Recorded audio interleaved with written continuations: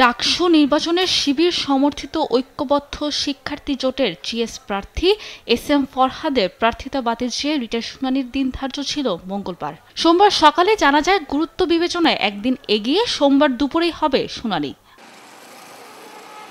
বেলা ২:৩০টার দিকে শুরু হয় শুনানি। রিটকারীর আইনজীবী বলেন, নিষিদ্ধ সংগঠন ছাত্রলীগের সঙ্গে সম্পৃক্ততা থাকায় কয়েকজনের প্রার্থিতা বাতিল করেছে ডাকসু নির্বাচনী ট্রাইব্যুনাল।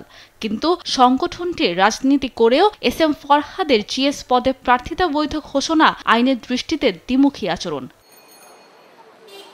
পাল্টা জবাব দেন ঢাকা বিশ্ববিদ্যালয়ের আইনজীবী। তার দাবি, এস এম ফরহাদ ছাত্রলীগের রাজনীতির সঙ্গে যুক্ত ছিলেন কিনা এটি মীমাংসিত বিষয়। এ সময় ২০১৯ সাল থেকে ফরহাদ ছাত্র শিবিরের সঙ্গে যুক্ত এ সংক্রান্ত তথ্য প্রমাণ তুলে ধরা হয়।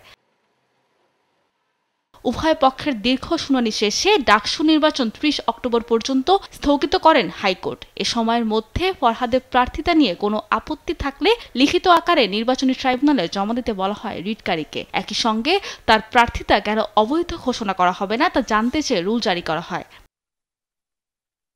এর পরপরই এ আদেশের বিরুদ্ধে চেম্বার আদালতে আবেদন করেন ঢাকা বিশ্ববিদ্যালয়ের আইনজীবী। গুরুত্ব বিবেচনায় হাইকোর্টের আদেশের কার্যকারিতা স্থগিত করেন চেম্বার আদালত। এই মুহূর্তে ঢাকা বিশ্ববিদ্যালয়ের ডাকসু নির্বাচন পরিচালনার ক্ষেত্রে এই মুহূর্তে কোনো বাধা থাকলো না।